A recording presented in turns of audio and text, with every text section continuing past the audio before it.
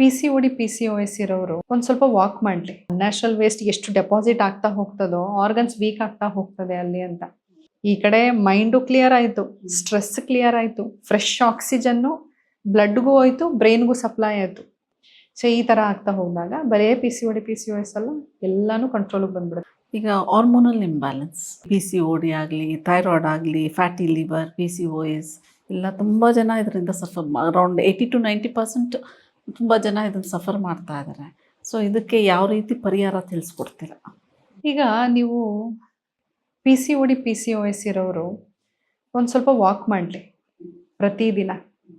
ಬೆಳಗ್ಗೆ 1.25 ಗಂಟೆ, ಸಂಜೆ 1.25 ಗಂಟೆ ಸತತ ವಾಕ್ ಮಾಡ್ತಾ ಹೋಗ್ಲಿ, ಗುಣ ಆಗ್ಬಿಡ್ತಾರೆ. ಒಳ್ಳೆ ನೀರನ್ನ ಗಿಡಗಳಿಗೆ ಹಾಕಿದ್ರೆ ಅದು ಒಳ್ಳೆ ರೀತಿನಲ್ಲಿ ಚಿಗುರುತ್ತೆ.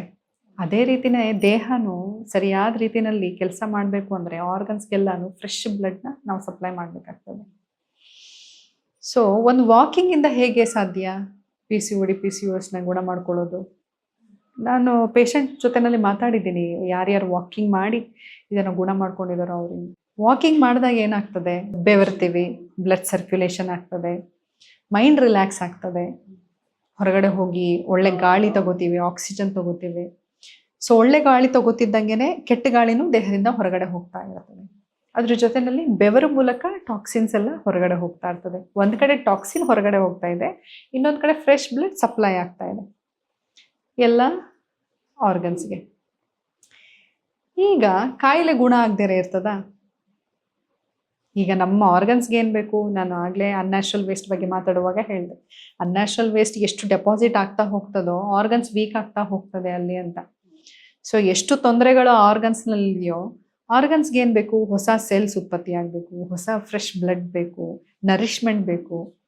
ನಾವು ವಾಕಿಂಗ್ ಮಾಡಿದಾಗ ತಿಂದಿರೋ ಊಟನೂ ಅಲ್ಲಿ ಪಚನ ಆಯಿತು ಸರಿಯಾದ ರೀತಿನಲ್ಲಿ, ಟಾಕ್ಸಿನ್ಸ್ ಹೊರಗಡೆ. ವಾಕಿಂಗ್ ಹೋದವ್ರಿಗೆ ಕಾನ್ಸ್ಟಿಪೇಷನ್ ಕಡಿಮೆ ಆಗಿಬಿಡುತ್ತೆ.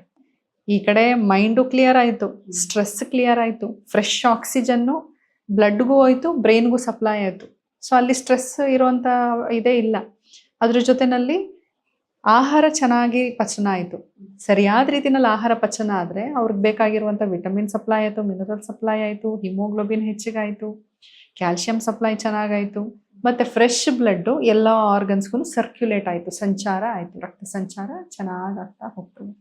ಸೊ ಈ ಥರ ಆಗ್ತಾ ಹೋದಾಗ ಬರೇ PCOS ಅಲ್ಲ, ಎಲ್ಲಾನು ಕಂಟ್ರೋಲಿಗೆ ಬಂದ್ಬಿಡುತ್ತೆ. ಮತ್ತು ಕಾನ್ಸ್ಟಿಪೇಷನ್ ಇರೋರ್ಗಂತೂ ತುಂಬ ಚೆನ್ನಾಗಿ ಮೋಷನ್ ಎಲ್ಲ ಹೊರಗಡೆ ಬಂದ್ಬಿಡುತ್ತೆ. ಮೋಷನ್ ಎಲ್ಲ ಕ್ಲಿಯರ್ ಆಗಿಬಿಡುತ್ತೆ. ಇಂಟೆಸ್ಟೈನ್ ಎಲ್ಲ ಅಂದರೆ ಇಂಟೆಸ್ಟೈನಲ್ಲಿ ಇದ್ದಿದ್ದು ವೇಸ್ಟ್ ಎಲ್ಲ ಹೊರಗಡೆ ಬಂತು ಅಂದರೆ ಇಂಟೆಸ್ಟೈನು ನೀಟಾಗಿ ಬೇಕಾಗಿರುವಂಥದ್ದನ್ನೆಲ್ಲ ಅಬ್ಸರ್ವ್ ಮಾಡ್ಕೊಂಡ್ಬಿಡುತ್ತೆ.